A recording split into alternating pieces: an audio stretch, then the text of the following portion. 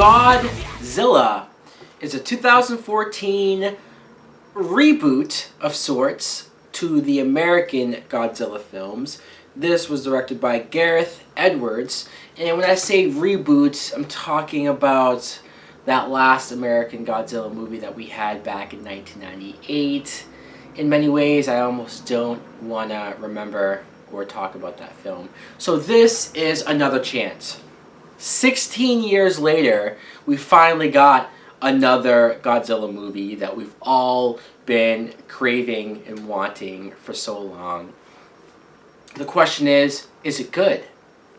Well, I just got back from a screening for this. It's going to be really difficult to talk about this movie, to talk about specifically what happens in this movie without spoiling it. So I'm going to really not talk too much about what goes on in this film. I will say that it follows Aaron Johnson, who is a soldier, and you see him in basically the military, the US, dealing with Godzilla and just what this means to have a creature like this walk the face of the earth, and just the emotion, the devastation, everything that comes with that is all in this movie. What I thought of Godzilla was I enjoyed it.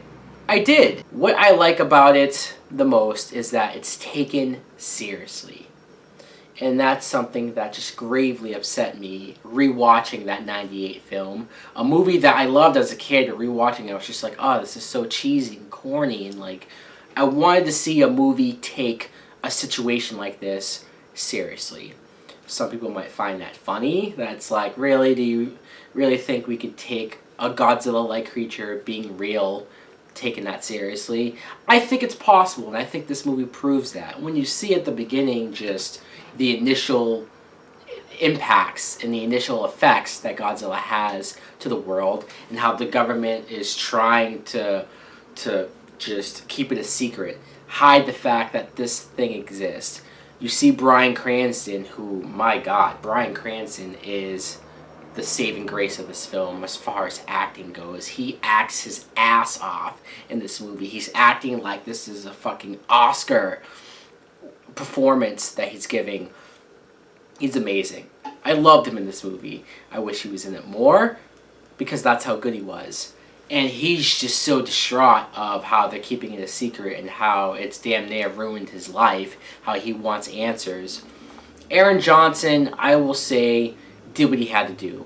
He wasn't great, he wasn't phenomenal, he didn't blow me away, but he didn't really have to, because I enjoyed the fact that we followed military soldiers. This is what I wanted. I wanted to see, and we got this, what it means to be a soldier in a insane situation like this, and having to go in, no questions asked, having to deal with it, and just how do they deal with something like this.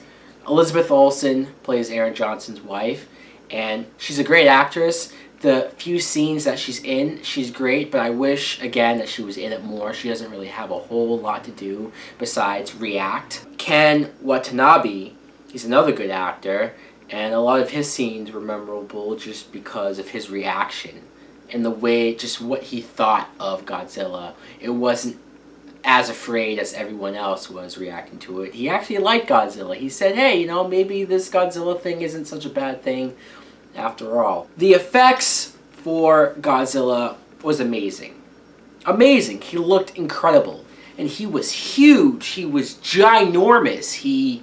Just the scale, the scales on his back, whenever he showed up out of the water, it looked amazing.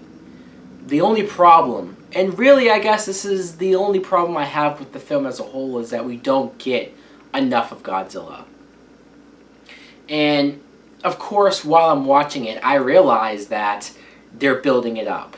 They're setting up all of these scenes with Godzilla, and they're building it up to the last epic thing at the end. And I get that. And when you get to the end, that last piece with Godzilla is worth it. So that's completely understandable, but it's just like when I'm watching the movie and there's at least 2 or 3 different scenes where you see Godzilla and he looks fucking amazing, and then we cut.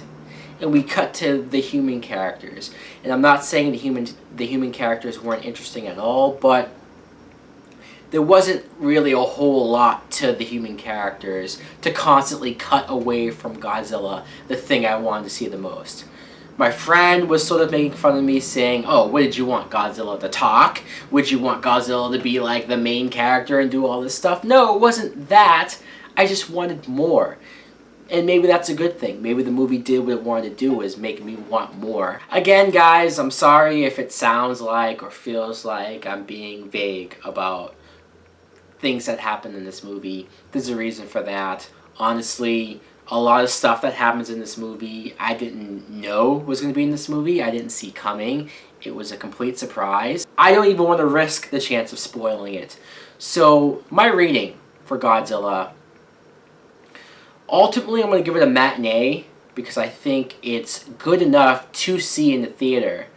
But if you're not going to see it in IMAX 3D, because that is what I saw in, and it looked incredible in IMAX 3D, if you're not going to pay that IMAX full price, then there's no real reason to go to a theater for full price. So if you're going to a regular theater, see it at a matinee price. If you're going to spend the IMAX money for it, then it's worth it.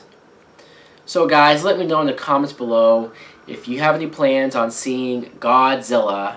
Thanks for watching. Like and subscribe. Later!